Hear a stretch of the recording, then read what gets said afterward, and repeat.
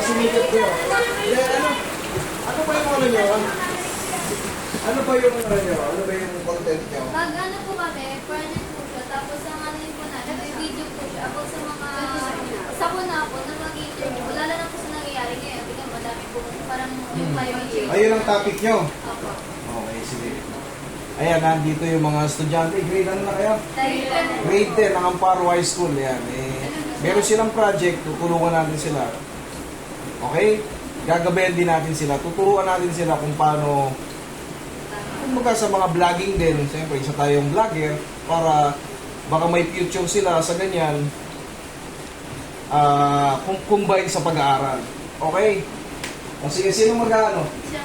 Gusto nyo dun sa ano? Ay, buksan na natin aircon, mainit eh. Okay lang po. Meron kayong ano kagad, meron kayong yung topic nyo, medyo maganda ang akin. Sige. Sige na, sir. Dali. Oh.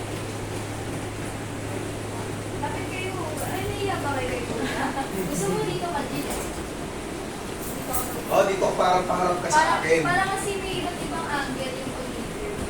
Ilan ba yung camera niya? Isa lang? Isa lang po ay. Yan, tama yan, yan. Tapos dyan ang angle. Tama yan, parang nakaharap siya sa akin kasi siya yung nagtatanong. Hindi kasi pwede magkatabi tayo. Parang vlogging din yan kasi Alis ka muna dyan, Angel.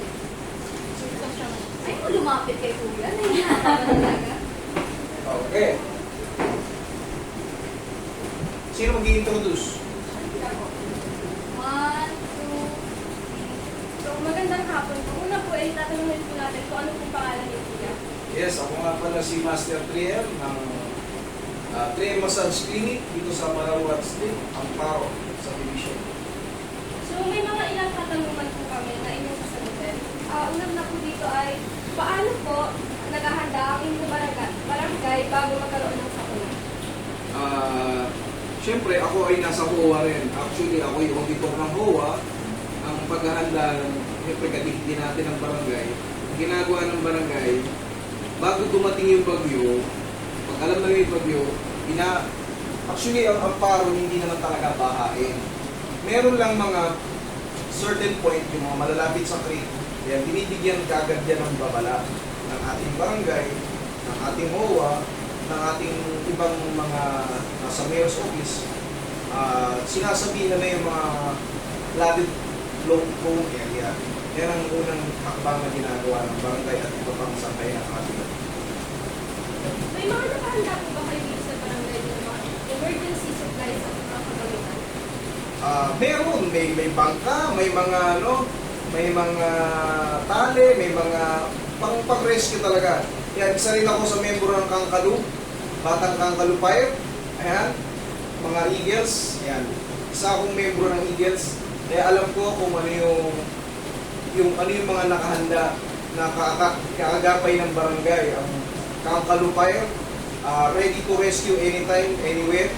Basta tumawag lang kayo sa hotline ng Kangkalu Fire. I-research nyo lang Kangkalu Fire, Eagles lang. So, ano naman po yung mga karaniwang problema na nararanasan ng barangay habang tumutugon sa isang sakuna? Most of the time, ano yan yung flooding yan, pagbaha sa yung mga nasa mabababang lugar. Actually, binirang-binira lang talaga, yung mga nasa lang talaga, yung medyo malapit lang sa akin. Kaya medyo sanay naman na yung barangay natin sa ganyang kaya kahit pa paano, naabisuhan na sila, so lahat nagiging handa bago pa man dumating yung pagbabaha. Kasi pag umuulan pa lang, may nag-a-anunsyo na sa kanila sa ilang certain position dito sa lugar natin sa Sampa. Hindi ka magtanong. Trip. Takatari po. Dapat, hindi ka. Ayan. 1, 2, 3. Ay, so naman po sa mga tanong ay, anong mga lugar sa barangay ang mas madaling maapektuhan ng mga sakuna? Gaya ng sinabi ko kanina, yung mga malalapit sa creek. Kasi yung creek natin, na dapat walang bahay. Ngayon, syempre, sa dami ng tao, sa dami ng mga, syempre, anak-anak na napupuno na rin pati yung creek natin, yung mga malalapit sa creek. Yan ang talaga ang prone area, ang flooding prone area talaga yan. makakakalakit sa akin. Sino-sino po ang mga tao mas nangangailangan ng tulong kapag may sakit? Siyempre, pag may sakuna, ang unang-unang tutulungan natin dyan talaga yung tapos palad, yung ang bahay ay hindi ganong pag konting malakas na hangin, yung bahay na tinatangay, yung mga, alam naman natin na ang mga taga-amparo hindi naman sobrang mayayaman, may mga talagang sadyang kapos din, yan ang madalas na tinatamaan natin. Naapektuhan ang sakuna. Panghuli po, ano po ang mga ginagawa ng barangay upang maiwasan o mabawasan ang epekto? Ginagawa ng barangay at ng Tangkalo Fire, nire-relocate sila sa ating barangay.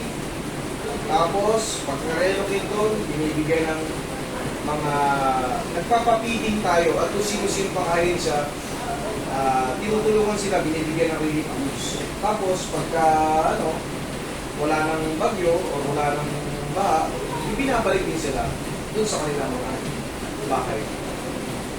Okay? Maraming salamat po sa pasalubo sa amin. Maraming salamat din sa inyo. Sana magtagumpay kayo sa mga inyong dreams.